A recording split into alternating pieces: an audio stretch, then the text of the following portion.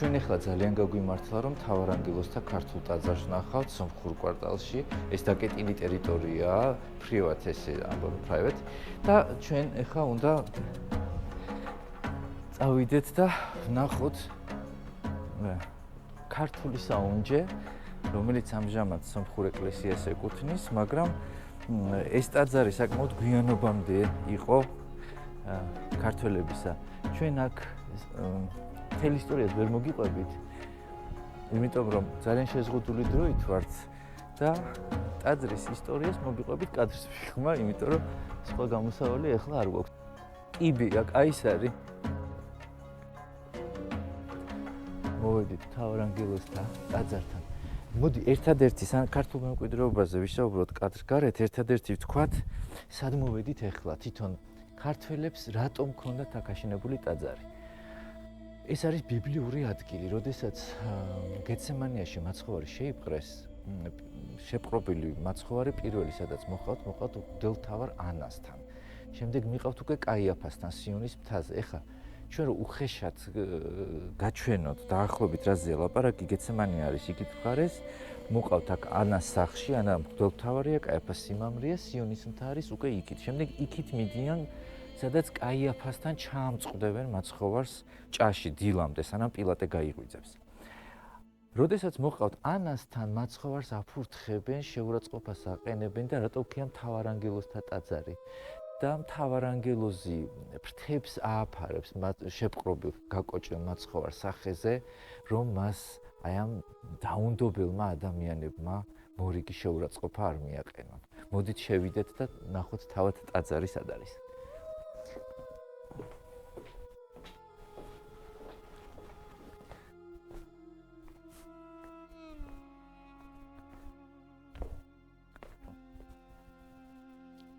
ეს იზეთისხილის ხეა, რომლის ქვეშაც ყავდათ დატყვევებული მაცხოვარი, სანამ ანა სახლიდან გამოვიდოდა.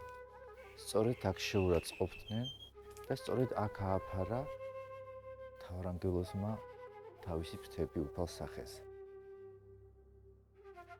ამ ზეთისხილიდან, ქართული მონასტრიდან, საქართველოში, აი ამ პატარა ყლორტს წამოვიღებ. იქნება ამან მაინც გაიხაროს ჩვენ მიწას.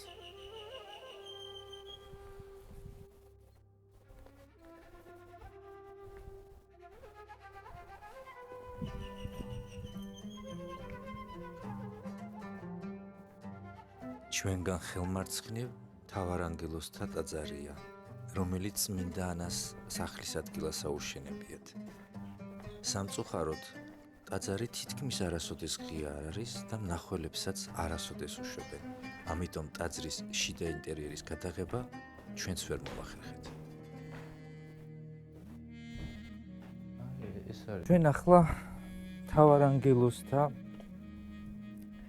ეკლესიის ქართული მონასტრის ტერიტორიაზე ვართ. თუმცა თუ ამ ტერიტორიის მასშტაბს დავაკვირდებით და იმას, რომ ის წმინდა იაკობების ტაძრის კომპლექსში შემავალი ეკლესია, ცხადია უკვე სურათი, რომ ეს ერთი დიდი მონასტერი იყო, სადაც, როგორც ვთქვით, საკათედრო ტაძრის მსგავსი ესეთი საკმაოდ დიდი ტაძარი ედგათ ქართველების ძველ ქალაქში, ფლობდნენ ძალიან დიდ ტერიტორიას და იქ იყო მთავარანგელოზთა ეკლესიაც. სიმართლე გითხრათ, მიუხედავად იმისა, რომ ბევრჯერ ვართ იერუსალიმში ნამყოფი, მით უმეტეს სიონის მთაზე ამ უბანში, აქ პირველად ვარ შემოსული, იმიტომ რომ აქ შემოსვლას ყოველთვის ერიდებიან ხოლმე, რომ ვინმე შემოუშვან, თითქმის შეუძლებელია. პირდაპირ შემიძლია გითხრათ, რომ გაგვიმართლა, რომ აქ ვართ და ამ კადრებს ვიღებთ. ეს არის მართლა წყალობა უფლის. და ამიტომ იცით, რადგან დღეს ვნახე ეს ტერიტორია პირველად შიგნით რამხელა, სიმართლე გითხრათ გაუგნებული ვარ ცოტა, იმიტომ რომ გარედან არ აღიქმება კიდე ასეთნაირად. ეს არის უზარმაზარი ტერიტორია, ორი რამ, რაც არის ძალიან დიდი, ანუ ერთ მონასტერს რო აქვს დაუჯერებლად დიდი ტერიტორია, აი მთელი უბანი რო გაშენდება, აი სხვაგან იმ ტერიტორიაზე რო ასობით ოჯახი ცხოვრობს, აი ესეთი ტერიტორია უჭირავს. იაკობების ტაძარს, სადაც არის იაკობების ქართულ ტაძარს, სადაც არის მთავარანგელოზთა ეკლესია და მეორე, რომელმაც ესეთი შოკისებური შთაბეჭდილება დატოვა, ეს იყო სან-სალვადორი, სადაც იყო ისევე ქართული დიდი მონასტერი და დიდი ეკლესია იონე ღვთისმეტყველის სახელობისა. პრინციპში თუ წმინდა გიორგის პატარა ეკლესიას არ ვიგულისხმებთ მონასტერს და რამოდენიმე სხვას, თქვენ მთლიანად ფილმში ხედავთ, რომ ქართველთა მემკვიდრეობა რაც არის ძალიან მასშტაბური ტაძრები, ეს არის ძალიან დიდი ტაძრები. თუმცა კიდე რაღაცნაირად ხაზი მინდა გაუსვა, რომ თუ ავიღებთ აი ამ ორ მონასტერს, ესე იგი იაკობების მონასტერს, რომელიც სიონის მთაზეა და მეორეს იოანე ღვთისმეტყველისას, რომელიც დღეს ახალ კარიბჭესთან არის, მაგრამ იმ დროში ეს იაფოსა და დამასკოს კარიბჭეებს შორის უზარმაზარი ვრცელი ტერიტორია იყო, წარმოიდგინეთ, რომ ქალაქის აი ამ ორ ნაწილში, ამ ორ მნიშვნელოვან ნაწილში უზარმაზარი ტერიტორია ეჭირათ ქართველებს. და კიდევ გამეორდები, რაც ვთქვი ფილმის ერთ მონაკვეთში, არასოდეს არ დაგავიწყდეთ, რომ იერუსალიმის ძველი ქალაქი ჯამურად გალავნის შიგნით მხოლოდ 1 კვადრატული კილომეტრია. და თუ აი ამ დიდ ტერიტორიებს შეკრებთ, რაც არის ქართული მემკვიდრეობა, მიხვდებით, რომ იერუსალიმი ნამდვილად ქართულია. ეხლა ჩვენ გავალთ და ვეცდებით, რის გადაღებასაც შევძლებთ, რის გადაღებასაც მოვასწრებთ. მაქსიმალურად ყველა კადრი ავიღოთ, იმიტომ რომ ეს არის შანსი, ეხლა რასაც თქვენ უყურებთ. ჩვენ ახლა შევდივართ ტერიტორიაზე, სადაც არათუ გადაღება, შესვლაც კი წარმოუდგენელია. აქ უცხოს თითქმის არავის უშვებენ. ეს დღევანდელი სომხური კვარტალია, როგორც უწოდებენ იერუსალიმში. ამ ტერიტორიაზეა წმინდა ანას სახლის ადგილას აგებული მთავარანგელოზთა ქართული მონასტერი.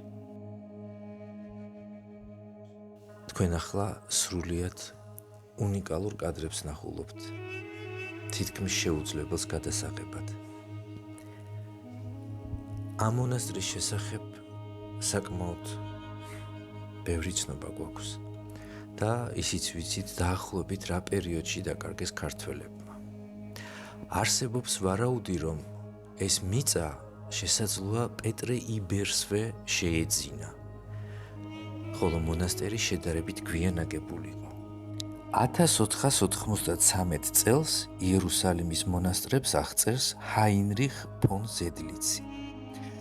ის ასეთ ჩანაწერს აკეთებს: ანას სახლი, აქ არის ეკლესია, რომელიც ეკუთვნის ქართველებს. ამ ჩანაწერით ვიგებთ, რომ მე-15 საუკუნის ბოლოსაც მონასტერი ქართველებს ეკუთვნოდათ. ძალიან დიდი შრომა გასწია ქართული მემკვიდრეობის კვლევისას გრიგოლ ფერაძემ და ჩვენ მის ღვაწლს ძალიან ხშირად აღვნიშნავთ ხოლმე. გრიგოლ ფერაძემ უცხოურ არქივებში არაერთი ცნობა შეაგროვა მთავარანგელოზთა მონასტრის შესახებ და გარკვეული თარიღებიც ამოწერა, როდესაც ეს მონასტერი ქართველებს ეკუთვნოდათ. თითქმის მიჯრით ვნახულობთ, რომ 1483, 1493, 1507, 1519 და მომდევნო წლებშიც მონასტერი ქართველებს ეკუთვნოდათ. შემდეგ ვკითხულობთ ასეთ ჩანაწერსაც, რომ 1688 წლამდე მონასტერი დანამდვილებით ქართველებისა იყო. როდესაც ქართველთა მემკვიდრეობას ვიკვლევთ წმინდა მიწაზე, ერთ ძალიან მნიშვნელოვან და საინტერესო ფაქტს ვაწყდებით, რომელზეც ყურადღება აქამდე არ მახვილდებოდა. ქართველები მონასტრებს აარსებენ ნამდვილ ბიბლიურ ადგილებზე. მათ საიდანღაც აქვთ ზუსტი ცოდნა, რომელიც არ აქვთ სხვებს, კონკრეტული წმინდა ადგილები სად მდებარეობთ. პრაქტიკულად აკეთებენ მონასტრებით მარკირებას ბიბლიური წმინდა ადგილებისა. აქ ბუნებრივია იბადება კითხვა, საიდან ჰქონდათ ეს ცოდნა ქართველებს, რადგან იერუსალიმში გამოჩენისთანავე ისინი სწორედ ზუსტ ადგილებში აგებენ მონასტრებს. აქ მხოლოდ ერთი ვარაუდის გამოთქმაა შესაძლებელი. ქართლში ჩამოდის წმინდა ნინო წმინდა ნინო ჩამოდის იერუსალიმიდან. მისი ბიძა უმნიშვნელოვანესი სასულიერო პირია იერუსალიმში და წმინდა ნინო მიეკუთვნება იმ ჯგუფს, რომელიც ჯერ კიდევ რომის იმპერიის გაქრისტიანებამდე ფლობდა საიდუმლოდ ინფორმაციებს წმინდა ადგილების შესახებ. სავარაუდოდ ეს ცოდნა საქართველოში თუ კონკრეტულად სად რომელი წმინდა ადგილი მდებარეობდა, წმინდა ნინოს უნდა ჩამოეტანა. მასალების შესწავლისას რამოდენიმე ძალიან მნიშვნელოვანი ჩანაწერი ვნახეთ.